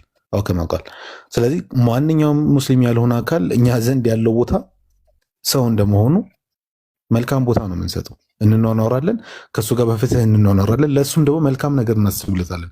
ነቢዩ ሰለላሁ ዐለይሂ ወሰለም የአይሁድ ሬሳ ሲያልፍ ቆሞ ያነቡት ለዛ ሰው መልካም ነገር ስለሚመኙለት ነው። አንድ አይሁድ ወጣልኝ ተገላገልኩኝ የሚል አይነት አመለካከት አልነበረም የነበራቸው። አንድ አይሁድ አመለጠኝ፣ አንድ አይሁድ ወደ እሳት ሄደብኝ፣ ወደ ጀነት መሄድ ይችል የነበረውን አካል ብሎ ነው ያስቀመጡትና ከዛ አንጻር ይሄ ማየት እንችላለን። አብዛኛውን ግን አውቂ ብሎት እዛ ከላይ ምሩ የምታነሳው ነጥብ ካለ መቀጠል ትችላለህ።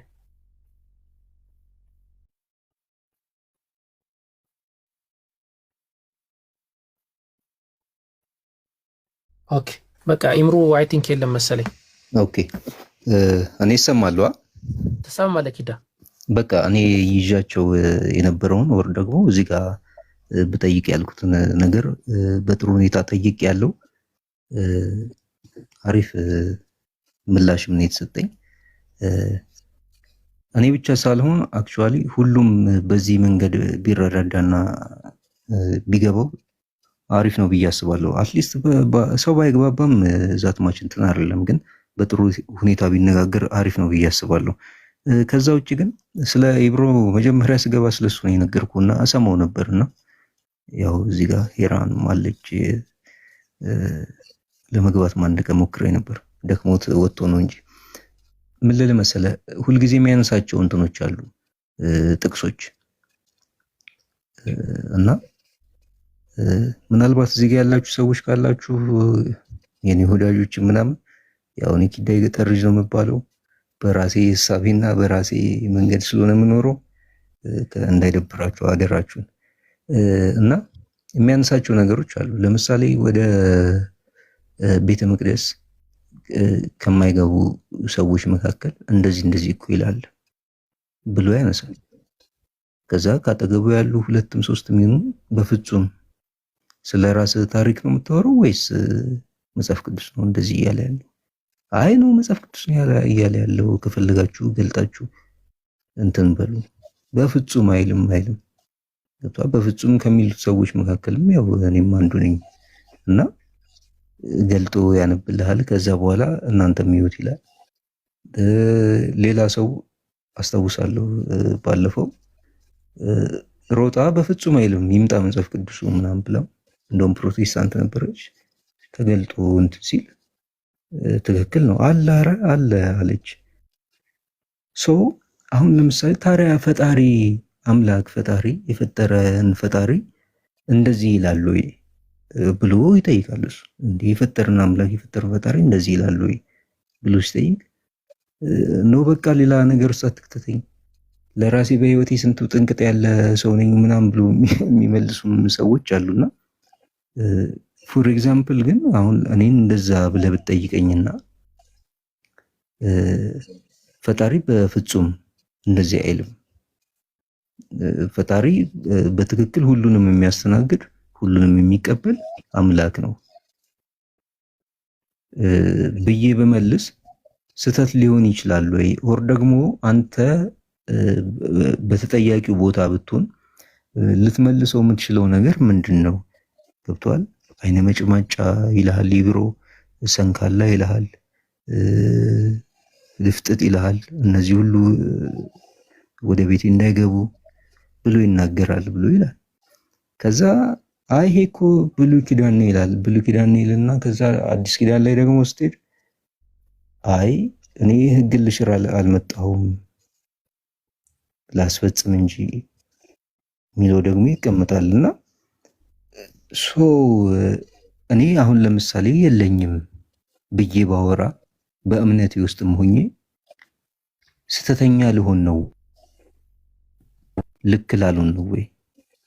በእምነቴ ውስጥም ልሁን በዚህ ውስጥም ልሁን፣ ግን ኖ ይሄ ግን ትክክለኛ አስተምሮ አይደለም፣ በፍጹም አይቀበል። ከተሳሳተም መታረም መስተካከል ካለበት እንጂ አምላክ ግን ፈጽሞ አይልም። ሰው ካለው ሰው ይበለው እንጂ አምላክ ግን ሊል አይችልም። ምክንያቱም የሚሳሳት ሰው ነው እንጂ አምላክ አይሳሳትም ብዬ ስለማምን ማለት ነው። እና ከዚህኛው ነገር አንጻር እንዴት ታየዋለህ? እቺን እንድትመልስልኝ ነው። ትክክለኛ በጣም ትክክለኛ ነጥብ ነው ያነሳኸው፣ በጣም ማለት ነው። ምክንያቱም አምላክ ሁሉ በሁሉ ነው፣ ፍትሃዊ ነው። እንግዲህ የፈጠረን እርሱ ነው። ከኛ መካከል አካለ ጎዶሎ ያደረገዋል፣ ከኛ መካከል አካለ ምሉእ ያደረገዋል። ዘሌዋውያን ምዕራፍ 22 ላይ ምዕራፍ 21 ላይ እነዛ መቅደስ መግባት ያለባቸውን ሰዎች ሲጠቅስ እነዛን አካላት ዲስክሪሚኔት ያደርጋቸዋል። አይነ መጭማጫ የሆኑ አካላቶች ወይም ደግሞ አጭር ድንክ የሆኑ አካላቶችን ወይም እግረ ስንኩል የሆኑችን ወይም ሰባራዎችን ወይም ቃቁቻም የሆኑትን ወይም ደግሞ the same thing ያላቸውን አካላት ዲስክሪሚኔት ያደርጋቸዋል። ይሄ አግባብ አይደለም። እንደውም ለነዛ አካላት አፈርማቲቭ አክሽን ነው ሊደረግላቸው የሚገባው። የተሻለ ነገር ላይ ነው ሊሆኑ የሚገባ የነበረው፣ ግን ዲስክሪሚኔት ያደርጋቸዋል። ያ ነገር በጣም ስህተት ነው፣ አደገኛም ጭምር። ስለዚህ እኛ የምናነሳው ነገር ምንድን ነው? አምላክ በምንም ተአምር እንደዚህ አይነት ነገር ሊያደርግ አይችልም፣ ሊናገር አይችልም። ክርክራችን ያለው ይሄ መጽሐፍ አምላክን አሰድቧል ነው ክርክራችን። ይሄ መጽሐፍ ለአምላክ መጥፎ ነገር ተናግሯል ነው ክርክራችን። ገብቶሃል? አምላክ የተገለጸበት ራሱ ቴዎሎጂካሊ እኮ ስናነብ እኮ አንዱ የትኛው መጽሐፍ ነው ትክክል? ለምሳሌ የኔ አሁን ኢንሻአላህ ረመዳን 17 ወይ 18 ወይ 16 አካባቢ የሚወጣው ይሄ ከሰማይ በታች የተሰኘው መጽሐፍ አንዱ ኮምፓሪዥኑ ምንድነው? አምላክ የተገለጠበት ባህሪ በሁለቱ መጽሐፍ ምንድን ነው? ገብቷል? እውነተኝነቱን በዛ ነው የምታረጋግጠው። አምላክ የተሰደበበት መጽሐፍ ሆኖ እንዴት ነው የአምላክ መጽሐፍ ነው ልትለኝ የምችል? እንዴት ነው የአምላክ ቃል ልትለኝ የምችል? እንዲህ ሰው ራሱ እኮ በራሱ ቃል ራሱን አይሳደብም። እኔ የሆነ ነገር ብጽፍ ራሴን ላሞግስ እችላለሁ እንጂ ራሴን እሰድባለሁ? ይሄ ጤነኛ ሰው ባህሪ ነው? ሰው እንደዛ የማያደርገው አምላክ እንዴት ነው በመጽሐፉ ላይ ራሱን አዋርዶ እንደዚህ አይነት ትእዛዝ ያወጣል ተብሎ የሚታሰበው? ኖ ፍትሃዊ፣ ሁሉንም የፈጠረ ማንም ከማንም የማይለይ ጌታ ነው። ሁሉኩም ሰዋሲያ ነው ያሉት ነብዩ ሰለላሁ ዐለይሂ ወሰለም። ሁላችሁም ኢኳል ናችሁ፣ አንዳችሁ ከአንዳችሁ አትለዩ።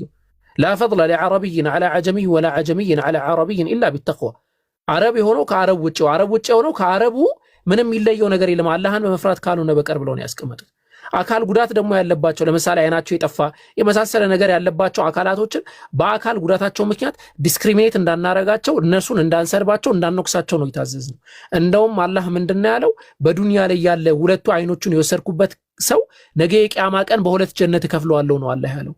ገብቷል? ምንዳ ነው እንደውም አፈርም ነው ማድረግለት ነው ያለው። ትልቅ አጅር ነው ሰጠዋለሁ ያለው።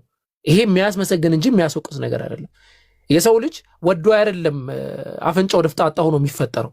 ገብቷቸዋል? ወዶ አይደለም አፍንጫው በሆነ ሚስ አፍንጫው ደፍጣጣ ሆነ። ስለዚህ በዛ ምክንያት መቅደስ መግባት የለበትም ማለት ነው። ለአምላክ እንጀራ ማቅረብ የለበትም ማለት ነው። ያስኬዳል። ይሄ ትክክለኛስ ሙግት ነው? ትክክለኛስ አስተምሮ ነው? ይሄ ራሳችሁን ልጠይቁ ይገባል። እኔ ከዛ አንጻር ነው የምረዳው። አይ ቲንክ ኪዳ ከመስመር እንዳልወጣበ ኦኬ። ያ በኦሪት የተፈጸመ ነገር ነው። ያ በኦሪት የተደረገ ድርጊት ነው። ወሬ ገደለ እንግዲህ አይኑን ያጠፋ አጥፋ ምናምን የሚለው ቃል በኦሪት የሆነ ነው ለሚለው ነገር አንተ ምላሽ ምንድን ነው? ምን ትለኛለህ ነው? በመሰረቱ ያ ነገር የሆነው በኦሪት ነው የሚለው ሙግት የሚያስኬድ ሙግት አይደለም። ፕላስ ደግሞ የፈሪ ሙግት ነው ብዬ ነው መልስልህ። ለምንድን ነው እንደዛ ያልከው ስትለኝ እኔ መልሱን እንዲሁ አቀርብልሃለሁ።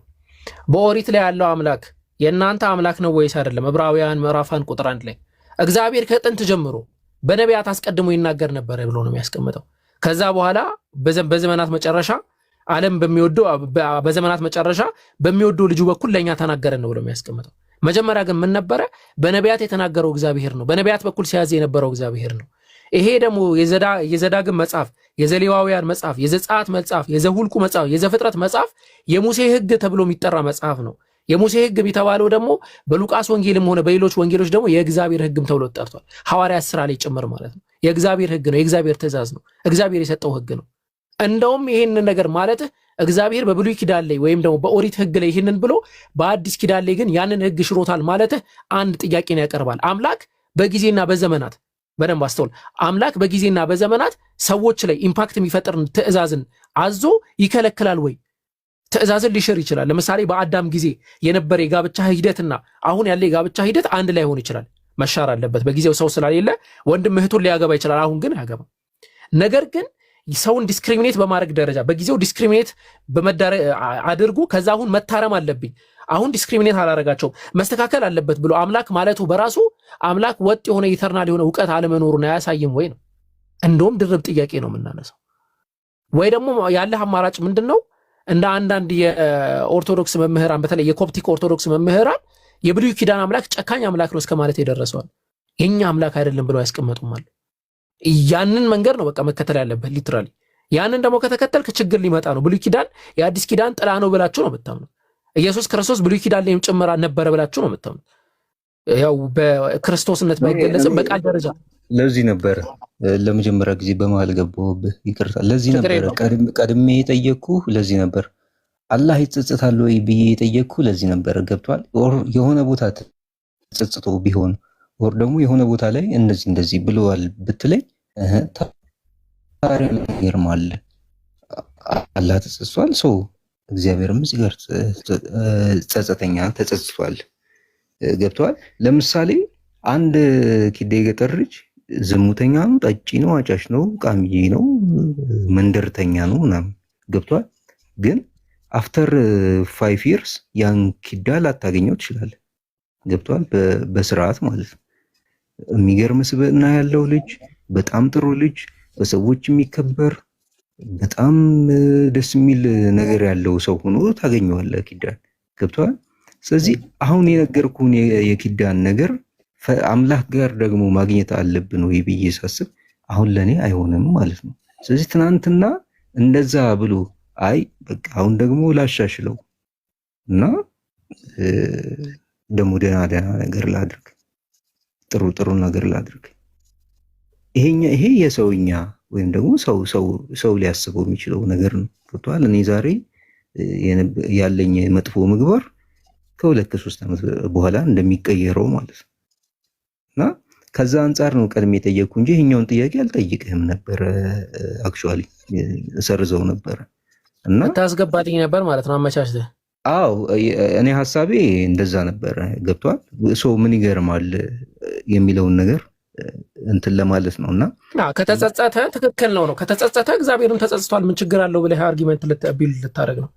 ግን ደግሞ እንደባይብሉ ምን አለ መሰለ እኔ አምላክ ነኝ ኢቭን ብሎ እኔ እግዚአብሔር ነኝ አልጸጸትም ደግሞ ይላል ደግሞ ሌላ ቦታ ላይ። ኧረ እሱ ብቻ ደግሞ አይደለም እኔ አልለዋወጥም ብሎ ያስቀምጣል። አምላክ መለዋወጥ የለበትም። ባይዘው የሚለዋወጥ አምላክ ነው ብሎ ለማንሳት ራሱ ችግር ነው። ምክንያቱም መለዋወጥ ወይም ቼንጅ የምንለው ነገር ከአክሽን ጋር የተገናኘ ነገር ነው። አሴ ቴዎሎጂ ቼንጅ የሚባለው ነገር በተለይ ሰዎችን ያማከለ ቼንጅ ካልሆነ ጥያቄ ምልክት ውስጥ ያስገባል። ሰውን ያማከለ ቼንጅ ችግር የለውም። ለምሳሌ ሰዎች በጣም አምላክን በሚያምፁ ሰዓትና በማያምፁ ሰዓት የሚወጣ ህግ አንድ አይደለም። ለምሳሌ ብሉይ ላይ የነበረ አንዳንድ ህግጋቶች አዲስ ኪዳን ላይ ሊሻሻሉ ይችላሉ። የሚጠብቅ ነገር ይኖራል። ለምሳሌ ኢየሱስ ያጠበቀው ህግ አለ፣ ያላለው ህግ አለ። በዛ ደረጃ ችግር የለውም። ሰውን ያላማከለ ግን የአምላክ ትእዛዝ ከተቀያየረ አደጋ ነው ቀጥታ ማለት ነው። እና እንደዛ ነው። ከዚህ አንጻር ነው የጠየቁት። ብቻ ሁላችሁም እጅግ በጣም አመሰግናለሁ። ከታች ምናልባት አንዳንድ ያዩዋቸው ነገሮች አሉ፣ ያዩዋቸው ኮሜንቶች አሉ። በተቻላችሁ አቅም ከላይ እንደሚመሯችሁ አይነት ሰዎች ወይም በዛ መስመር ውስጥ ብትጓዙ ለኔ ደስ ይለኛል። ይቻላል መልእክት ማስተላለፍ ምን ሆነ ነው በቃ እና ከላይ እንደሚመሯቸው አይነት ከላይ ያሉት ሰዎች መሳደብ አያቅታቸውም፣ መራገም አያቅታቸውም ምናምንና አንዳንዶቻችሁ ብቻ ቢገባም የሆነ የሚገርም ፍቅር አሳዩት።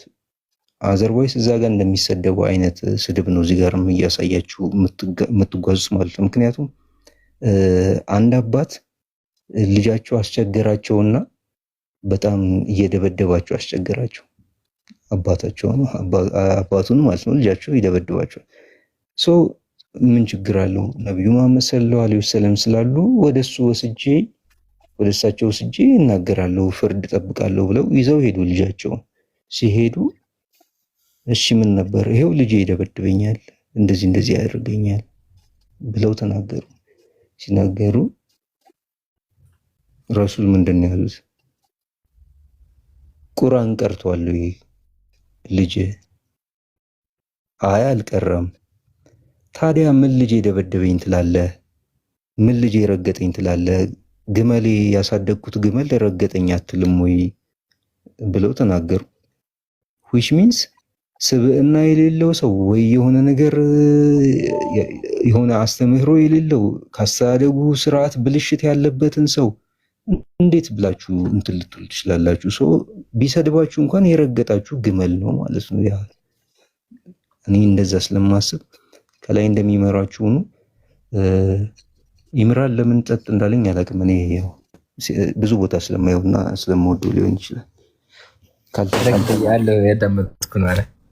እሺ እና ማሻአላ በጣም ደስ የሚል ቆይታ ነው ያለን። በርታሽ። በጣም ደስ የሚል ስነ ስርዓት ማወራረህ በጣም ደስ ይላል። እሱን ሳደንቅ አልፍ ቀጥልበት።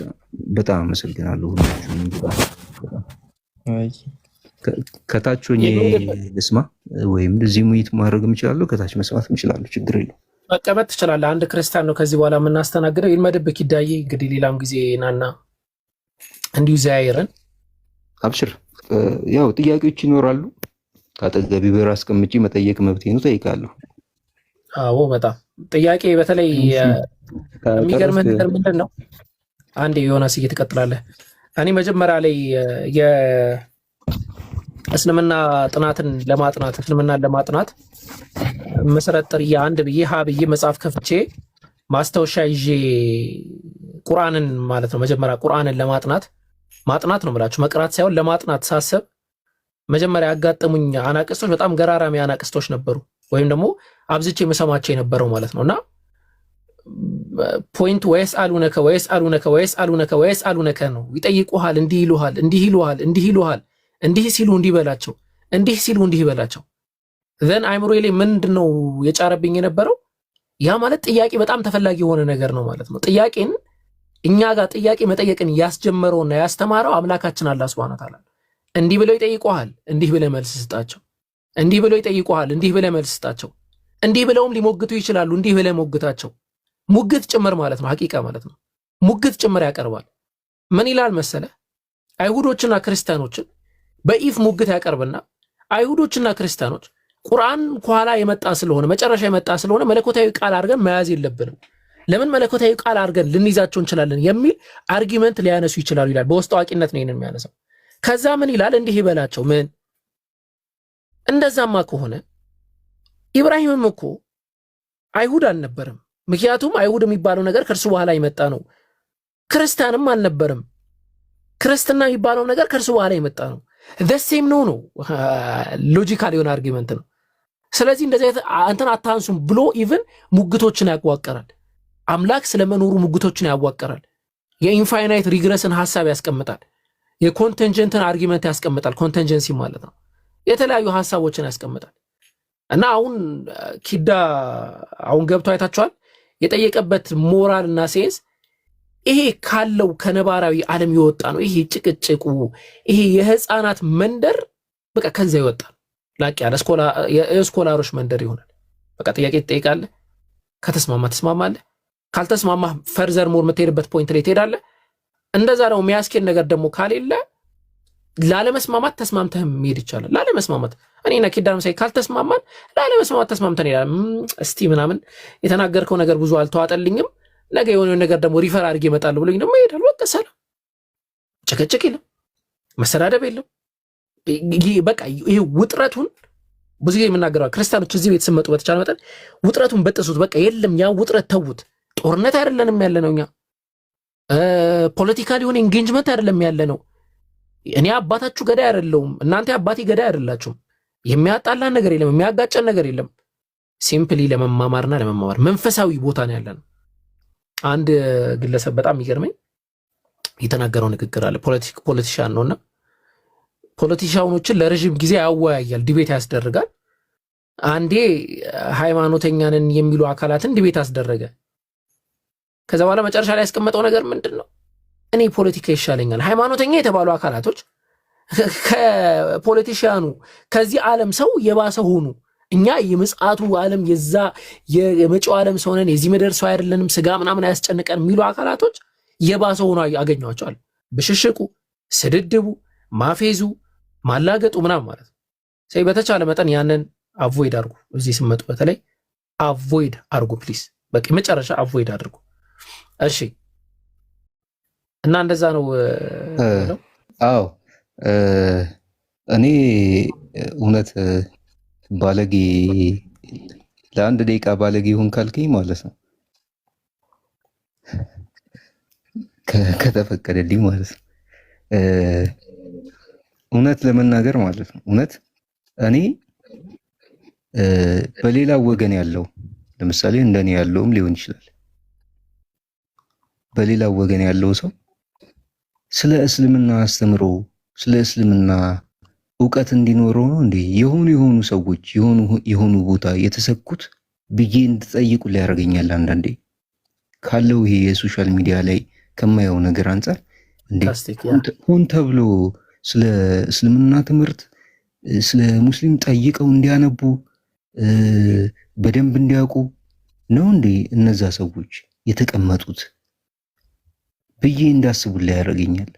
ገብቷል? አውቀው ነው ሆን ብለው ነው ያስቀመጧቸው እስከምል ድረስ። ምክንያቱም የሰው ልጅ እንዴት በዚህ ልክ ከስርዓት አፈንግጦ ወይም ደግሞ ከሰብዕናው አፈንግጦ ካለበት ነባራዊ ሁኔታ ሶሻል ላይፍም ወጣ ብሎ እንዴት ነው እንደዚህ ሊናገር የሚችለው? ገብቷል? ማለት እንደው ባታምንበት እንኳን የምትከባበርበት ነባራዊ ሁኔታ ላይ እየኖርክ እንዴት ነው እንደዚህ ሊሆን የቻለው? ገብቷል? እኔ ከዚህ በፊት አንድ ነገር አቅርቤ ነበረ መጽሐፍ እያነበብኩኝ ስብሐት ገብረ እግዚአብሔር የሰው ልጆችን ብልት ሲጠቅስ ብልት ምናምን እያለ አይደለም የሚጠቅሰው እንደ አንድ ዱርዬ እንደ አንድ መንደርተኛ እንደ ምናምን ያለውን ነገር ይሄኛው ነው የወንድም ከሆነ ይሄኛው ነው በዚህ በኩል ገባ በዚህ በኩል ወጣ ብሎ የሚጽፍና የሚያወራ ደራሲ ስለ ነብዩ መሐመድ ሰለላሁ ዐለይሂ ወሰለም ሲጽፍ ግን ወይም አንዲት ነገር ሊናገር ሲሞክር ቅንፍ አለችው ሰዓወ ብሎ ይጠቅሳል። ሰለላሁ ዐለይሂ ወሰለም ብሎ ይጠቅሳል። ዱርዮች እኛ ያራዳ ልጆች ነን ምናምን ብለን የምናነብለት ትኩሳትን ያነበብንለት ሌቱም አይነጋልኝ ያነበብንለት ሰው በእንደዚህ አይነት መጠን ወይ በእንደዚህ አይነት ክብር እየተናገረ እንዴት ነው አውርደን አዝቅጠን ልናወራ ይቻልነው? ይፈቅድልናል የኛ ስብዕና? ገብተዋል እያሉ ካሉት አይፈቅድም። አለመስማማት እኮ መብት ነው። ማወቅ ግን ሌላ ታሪክ ነው። እወቅ በቃ አውቀህም ከፈለክ አትስማማ፣ እሱ ችግር የለም። እና እኔ እንዴት ነው ይሄ ነገር የተቀመጠው ብዬ እና ትንሽ ባለጌ ልሁን ብዬ ጠየቅኩ። እንዴ አውቀው ነው እንዴ? እና አቡበከር አውቀው ነው እንዴ? እነ ኢምራን አውቀው ነው እንዴ እንደዚህ አይነት ሰዎች ያስቀመጡት? ለምን አንዱ ምሳሌና አንዱ ምክንያት ሊሆን ይችላል። እኔ አሁን ለምሳሌ እውነት ለመናገር በራሴ መንገድና በራሴ ሐሳብ ስለምጓዝ ለምናገረው አይከብደኝም። ያ ማለት እኔ በኔ በኩል ያለ ሰው ስድቡን፣ መሳደቡን፣ አለማክበሩን፣ ያኛውን አለመናገሩን እስካላቆመ ድረስ እኔ ሁሌ እንዳከበርኩኝ ሁሌ እንደተናገርኩኝ እቆያለሁ። በዛ መስመር ያለው ሰው ደግሞ ቢያከብርልኝ እኔ ደግሞ አቆማለሁ። ምንም መናገረኝ ደግሞ አቆማለሁ። የዛ ጊዜ ገብቶሃል? እዚህ ድረስ እንዴት ነው መዝቀጥ ምናምን የሚባለው ነገር? መጠየቅ እንችላለን። ያው እኔ እየጠየኩኝ አይደል እንዴ? በምጠይቀው መንገድ ምናምን ውረድ አልተባልኩም። እዚህ ጋር እኔ ስለሚያሳዝነኝ ነው። ገብቶሃል? አንዳንዴ ለብቻዬ ሆኜ የራሱ በሳጭባቸው። ኤኒዌይስ አሁን አንድ ሰዓትም ቆይቼ ሊሆን ይችላል። ምንም በዚህ አንድ ሰዓት ውስጥ ሌላ ነገር እያደረኩ ቆይ ነበረ። ስለተማማርን ደስ ብሎኛል። ስለተጠያየቅን ደስ ብሎኛል። እናንተም ያስረዳችሁበት መንገድ ደስ ይላል። ቤተሰቦች እጅግ በጣም አመሰግናለሁ ለትህትናችሁ። ታበዛለህ ብለውኛል ኮሜንት ላይ አወከር። ኤዲት እናደርገዋለን ካብከት ላይ እኮ እነሱ አያውቁም መሰለኝ። ኤዲት ይደረጋል፣ ችግር የለውም። ታበዛለህ ምንድን ነው እንጂ ጥሩ ነው እኮ አረዳድ ጥሩ ነው። የምትመልሰው መልስ ጥሩ ነው፣ ግን ታበዛለህ ምን ሆነ ነው ምናምን ነገር እያሉኝ ነው። እኔ ከፕራይም ሚኒስትሮች ምናምን ተምሬ ነው እንዳይሳሳቱ ምናምን ብለው ትንሽ ያስረዝማሉ ይላሉ። ማሰቢያ ጊዜ እኮ ነች። የትምህርት ሚኒስቴራችን እኮ እዚህ ጋር ተማሪ አለ። በኋላ እንደ ዋጋችሁን ኦኬ፣ ሁላችንም ተማሪ ነን ግን ይላል በጣም ብዙ ጊዜ ማለት ነው። እና እሺ፣ እና እንደዛ ነው። ጸጉር ሲመለጥ አይታወቅም ይባላል። አፍ ሲያመልጥ ጸጉር ሲመለጥ አይታወቅም ይባላል። ኦኬ። እና ማሻአላ ይሄ የሚያሳየው በቃ ከማውራት በፊት አስበህ ለክተህ የምታወራው እና ማሻአላ ማለቱ አስተውሎ የሚያወራ ታዲያ የተሻለ ነው እሱ። ወላሂ እሱማ እኮ አያበዛም፣ ግን የሚያበዛ ይደብራል ሐቂቃው። በጣም ግን ወላሂ በደንብ የሚያስብስ እንትና ሲያወራ ሰምተው ታውቃለህ? የትምህርት ሚኒስትራችን የኛማ ያሰውየማ እንትን ነው። ግራ እየገባ እኮ ነው እንዴ። ግን ግራ እየገባ ብቻ ሳይሆን የሚናገረው ነገር በኋላ ዋጋ እንዳያስከፍለው በደንብ የሚጠነቀቀው እና እኔ ደግፋለሁ። ኦኬ። ግን ለሰሚ ትንሽ ይደብራል ወይ በውስጥ ማለት ነው። በውስጥ ውስጥ እኔ እንትን ውስጥ ነው ያለሁት፣ የኪራይ ቤት ውስጥ ነው ያለሁት። አሁን ደግሞ ይጨመራል የኪራይ ምናምን። ቀስ ብለህ ካላወራህ አስቸጋሪ ነው። ትሰማማለህ፣ ትቆያላችሁ። ዮናስ በጣም ይቅርታ፣ ቀጥል ዮናስ፣ በጣም ይቅርታ። ከዮናስ ግን አንዴ እሺ፣ ቀጥል ስታስ ምናልባት ቅድም ቤተል አካባቢ ብለኛል። የስራ ቦታ የሚዛው አካባቢ ስለሆነ ምናልባት መጽሐፎችን ለማንበብ ፍላጎት ካለ እንደ ቆንጆ መጽሐፎች አሉና እነዚህ የሚታቃቸው ወንድሞች ያዘጋጇቸው ቆንጆ መጽሐፎች ናቸው። ብጋብዝ ደስ ይለኛል። ይቅርታ።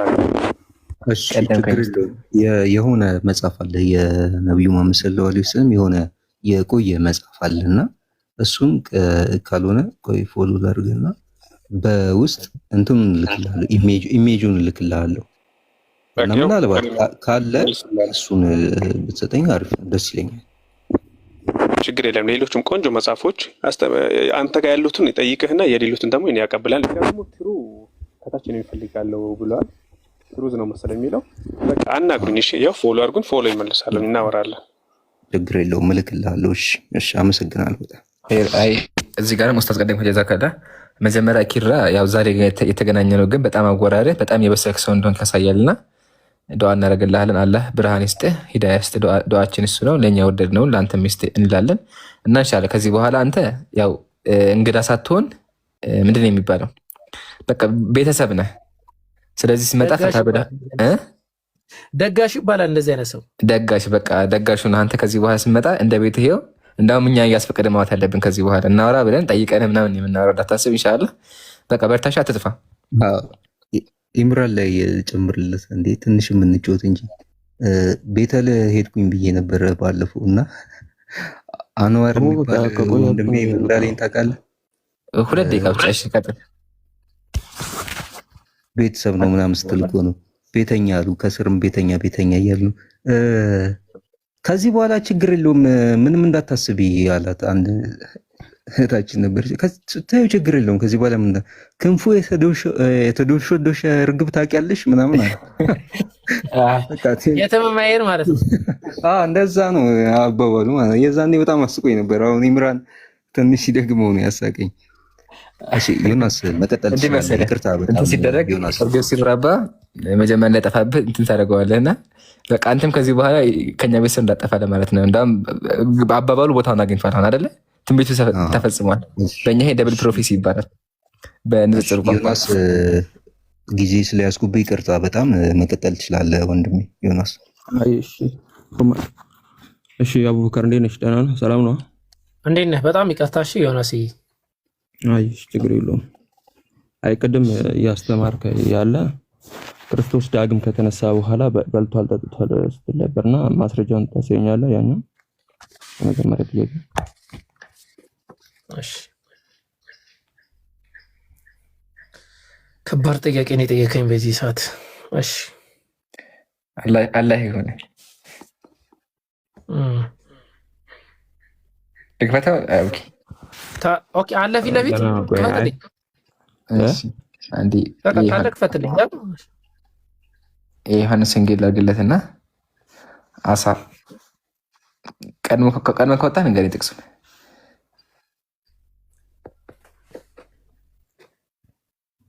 ከባድ ነው እኮ እንደዚህ አይነት ጥያቄ በዚህ ሰዓት ስጠይቁን።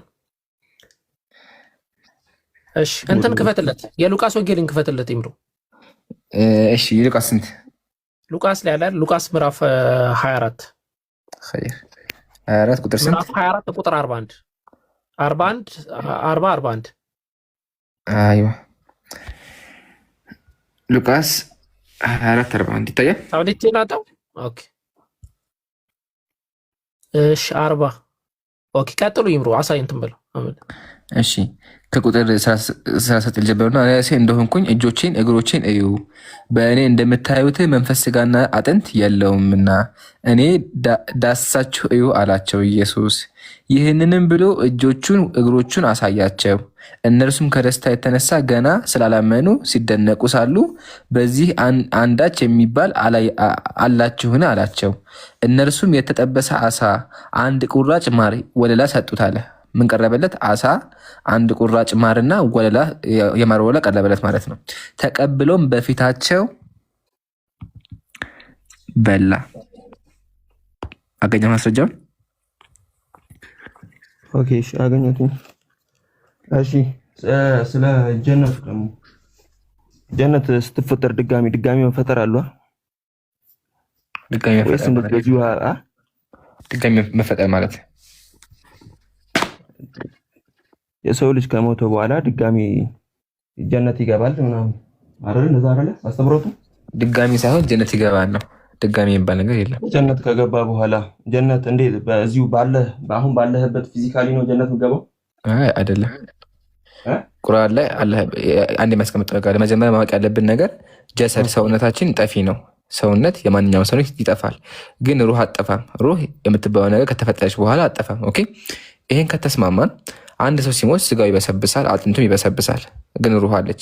የውመል ቂያማ ሲደርስ አላህ ምን ያደርጋል? ያንን የበሰበሰውን ነገር ድጋሚ እንዲነሳ ያደርገዋል። እንዳውም ምሳሌ ሱረቱል በቀራ ላይ ኡዘይር ጠቀሰውና ምን አለ? ከይፈ ኑንሺዙሃ ሱመ ነክሱሃ ለህም አለ። ፈንዙር ኢለል ዒዛም አለ። አጥንቶችን ተመልከት አለ። ድጋሚ ቀስቅሰን ስጋ እናለብሳቸዋለን አለ።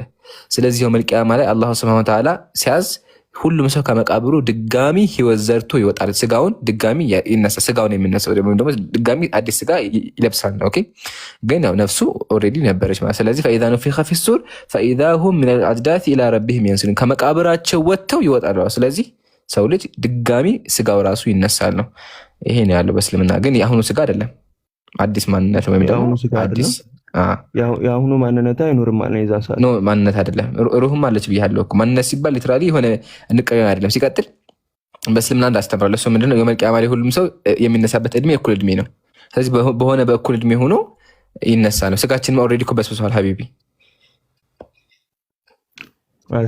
ከበሰበሰ በኋላ እንዴት ብለህ ድጋሚ እንትን የበሰበሰውን ስጠኝ ትለዋለህ? እሺ እና ጀነት ውስጥ እሺ ስለ አሁን ላይ ያሉ ምን ይጠብቃል? እዛ ጀነት ውስጥ ምን ይጠብቃል ማለት ምን ይጠብቃሉ? ሁር ላይኖች ምናምን ሲሉ እንዴ አሉ። ማን ነው የለም ያለው? አሉ እንጂ አላህ ከሚገቡት አድርገን እንዴ እነሱን ታገኛለህ እንዴ ታዲያ። ይሄ እኮ የጀነት ጸጋዎች ነው። ቁርአን ላይም ሐዲስ ላይም አለ። ለሁም አዝዋጅ ብሎ አስቀምጧል። ወዘወጅናሁም ቢሁሪን ዒን ብሎ ሁር ላይኖችን እናጋባቸዋለን ይላል። አላህ ዋናውን ከጀነት የሚገባው ያድርጋል።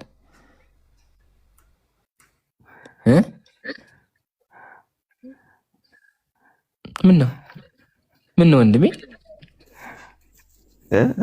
ምን ነው ዝም አልክብኝ?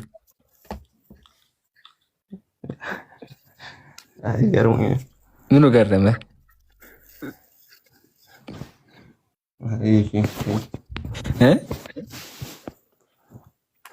እኔ የሚገርም ነገር እኮ አልታየኝም። ማግባታችን የገረመ እና አሁን ይሄ ያለው ፊዚካሊ ከሌለ ተመለስ እንደ ወደ ጥያቄ ተመለስ ማለት ይችላል። ፊዚካላችን ድጋሚ አላህ ያስነሳልናል ያልኩህ እኮ አልሰማኸኝም እኮ? ሰማሁ እኮ። አሁን ይሄኛው ከሌለ በየትኛው ፊዚካል ነው አላህ ድጋሚ አዲስ ሰውነት ይሰጠናል። እንደ አዲስ እንነሳ። ያ ሰውነታችን ድጋሚ አላህ እንዲነሳ ያደርገዋል በአዲስ መንገድ። ድጋሚ በሌላኛው ሰውነት ነው የምትነሳው? በሌላኛው ሳይሆን አላህ ድጋሚ በሚያስነሳኝ ሰውነት። አዎ ትክክል ነህ። ግን መጀመሪያ ሁለት ላይ ለምን ያሳቀህ? ያገባኝ ነገር ሁለት ላይ ማግባታችን ያሳቀህ ምን ነው ያሳቀህ? እኔ እንዳውም ይሄ እኮ ትልቅ ጸጋ እኮ ነው። እንዳውም መቅረት ነው ያለብህ። ምን ነው ያሳቀህ?